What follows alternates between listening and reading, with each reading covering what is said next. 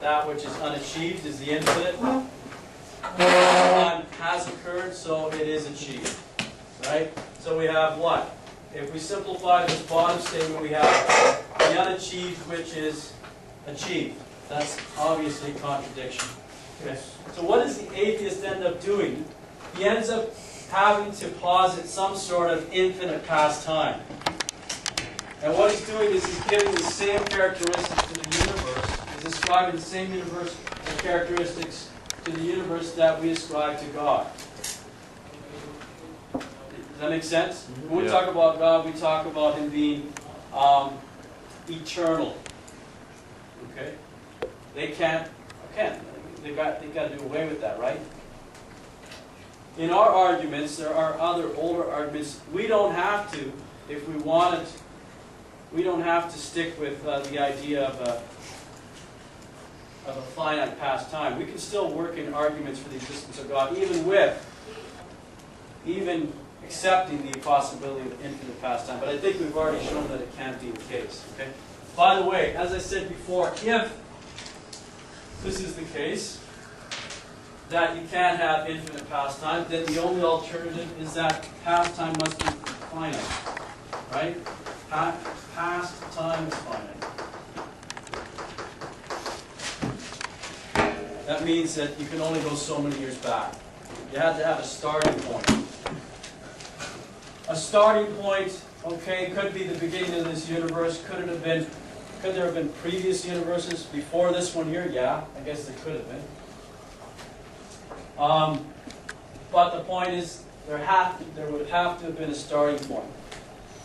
However many years back. Well, let's say it did start at the beginning of our universe, 13.7 billion years ago. Okay? We're now looking at an event, okay, that occurred prior to which there is no past time. There can't be this thing that started it off.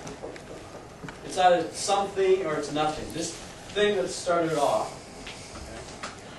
cannot be conditioned by time. Because if, again, you said this thing is conditioned by time, then you would have to ask the question, well, then what created it? And then you would end up with the same question as the same problem as we had here. It had an infinite regress. It could go back an infinite amount of creators, and therefore an infinite amount of past time. We've shown that's not possible, so we come back to this as the only alternative. It must have started at some point. So whatever this is not dependent on time. Make sense? Not dependent on time. Now, it's either something or it's nothing. So if I state the following, that nothing created something, I have another contradiction. Because you know from experience that nothing can only create nothing. Nothing. So this is something.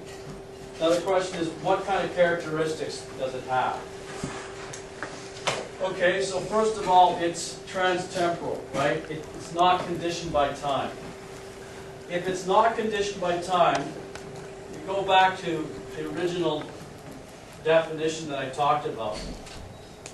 That was potential, right? I talked about that at the very beginning. I said something that has potential is something such as this faucet here, anything that's made out of matter, right? Because it can take on different forms. It has potential to go from one form to another. You could form this into any sort of, whatever you want, right? Yeah. Any sort of structure. Right. It would still be, its characteristics would still be dependent on the steel, right? It's pretty strong, as opposed to something made with balsa wood, right? But it could take on different shapes. So it has potential in that sense. It can take on different shapes. Okay? So we said that potential meant something could undergo change, in this case from one form to another.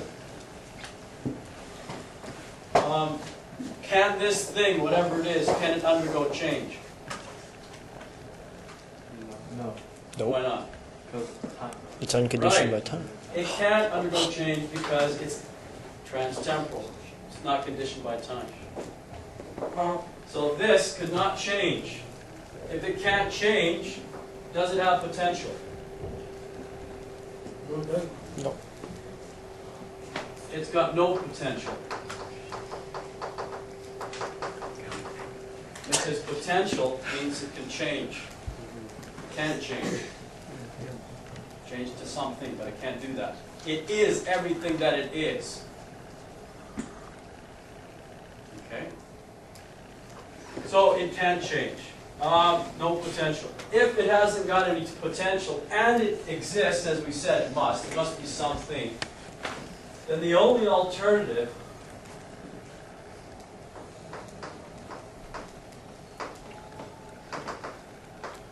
is pure actuality.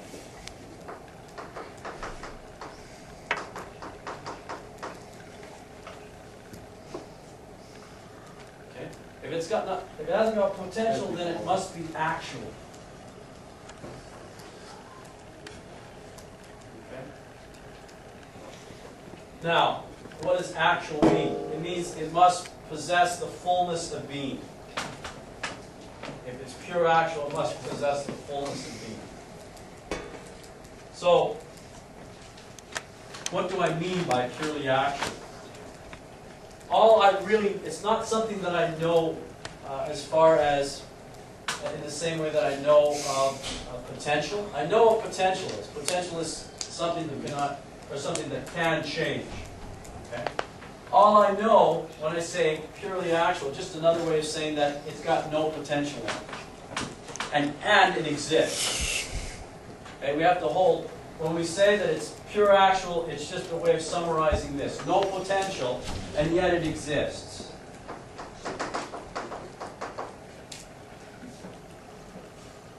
Okay?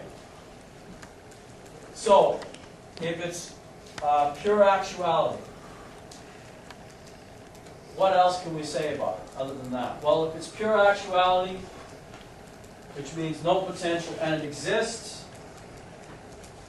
it can't be constricted. Okay?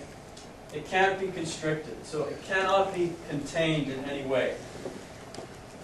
If it was contained in any way, if there were any parameters in it, if it had boundaries, like the finite has boundaries, then we would run up against the same problem. What would it have the ability to do? It would have, by the very fact that it was bounded, it would have the potential to take on a different form. Right? This here, it has this form here, but it could take on potentially other forms. It's not just restricted to this form here. Okay? So, the fact that it's not bounded means that it can take on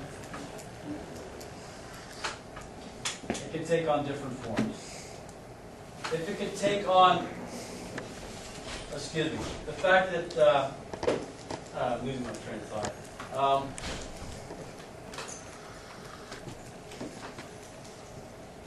If it did have potential left in it, that's what I was getting at. It did have potential in it, then it could take on a different form. Just as that faucet can take on a different form. It's not restricted to looking like a faucet, right? But the fact is it's not bounded. We've already established that. It doesn't have potential in it. It can't take on different forms. It's boundless. Okay? I don't know, think of it this way.